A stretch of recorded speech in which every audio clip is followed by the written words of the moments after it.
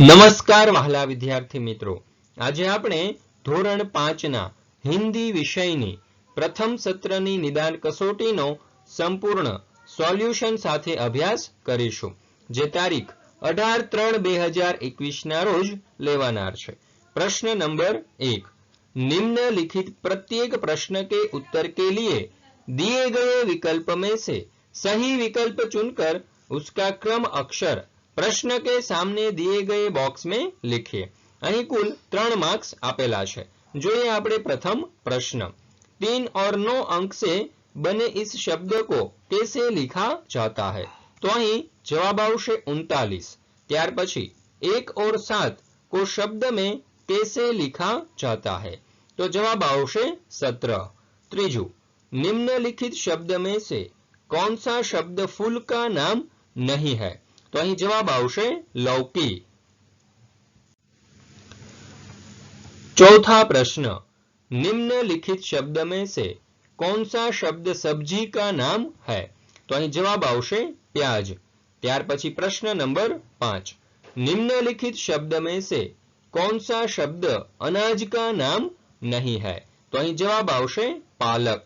छठू, दाया शब्द का विरुद्धार्थी शब्द कौन सा है? तो અહીં जवाब आवशे बाया। ब, सही वाक्यांश चुनकर वाक्य पूर्ण कीजिए, जेना कुल 2 मार्क्स है। माता रसोई घर में, અહીં जवाब आवशे रोटी बेल रही है।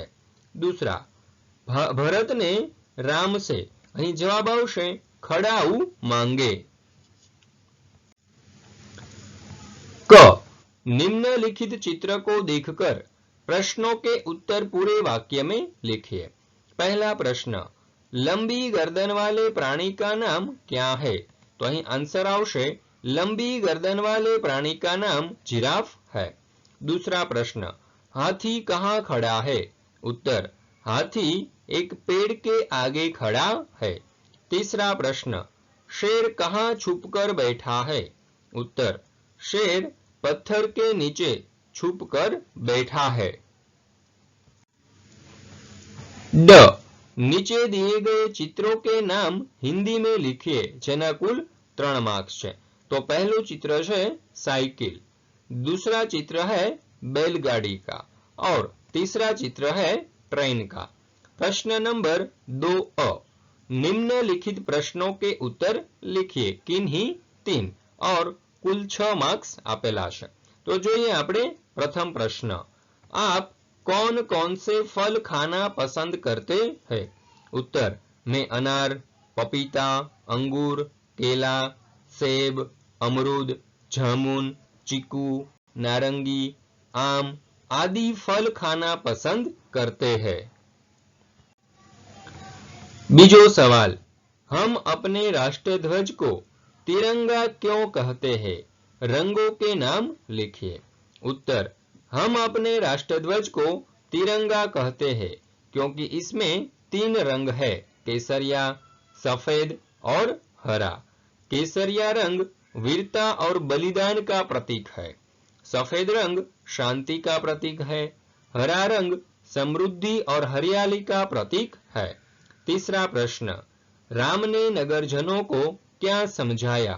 उत्तर, राम ने नगरजनों को समझाया कि इस समय माता पिता की आज्ञा का पालन करना सबसे बड़ा कर्तव्य है। जब तक मैं वनवास पूरा करके न लौटूं, तब तक भरत आप सबके सुख दुख का ध्यान रखेगा। चौथा प्रश्न, गीता ने किसे पत्थर बताया? उत्तर, गीता ने कछुए को पत्थर बताया।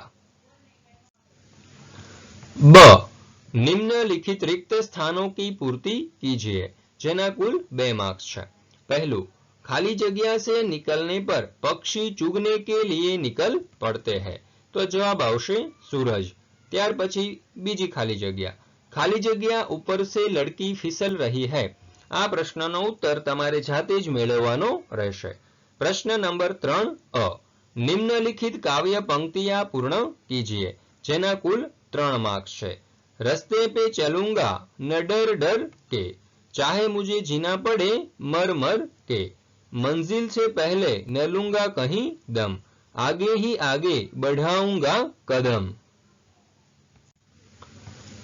ब, निम्नलिखित संकेत और उनके सही अर्थघटन को जोड़िया बनाइए। अ, AGMARK तो તેને આપણે જોડીશું ચીજ વસ્તુ કા વજન के साथ, એટલે કે એગ માર્ક ને આપણે જોડીશું ચીજ વસ્તુ કા વજન। EXP એટલે કે एक्सपायरी डेट ने આપણે જોડીશું उपयोग का अंतिम दिनांक के साथ। क, कोष्टक में से उचित शब्द चुनकर रिक्त स्थानों की पूर्ति कीजिए, जेना कुल 3 मार्क्स है। खाली जगह 5वीं कक्षा में पढ़ता हूं तो जवाब आवशे मैं। लड़के खेल तो जवाब आवशे रहे है। तीसरा, लड़कियां पढ़ रही है।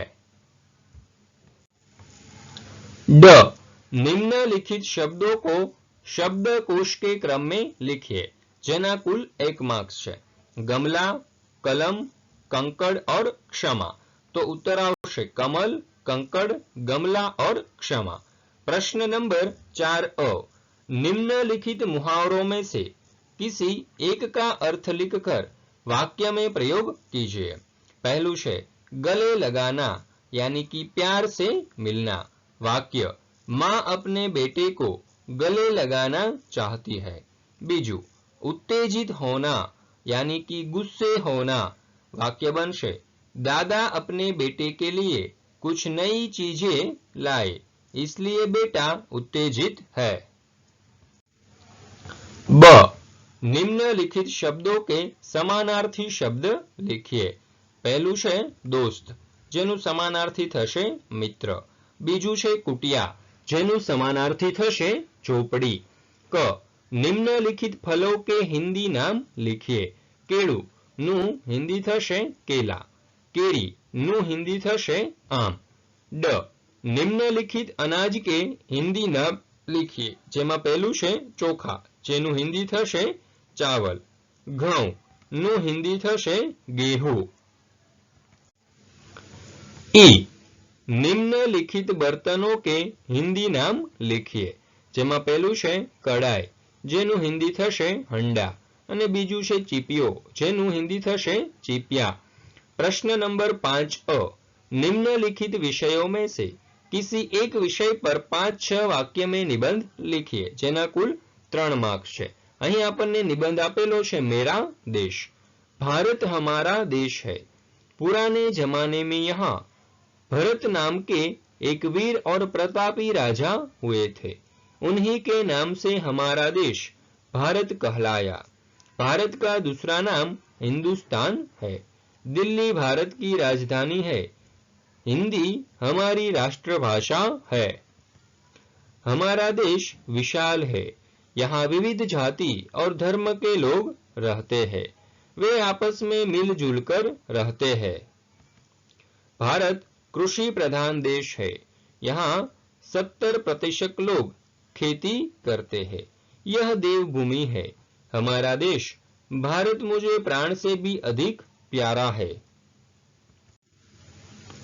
ब, निम्नलिखित रूपरेखा के आधार पर कहानी लिखकर उसे उचित शीर्षक दीजिए और शीख भी लिखिए।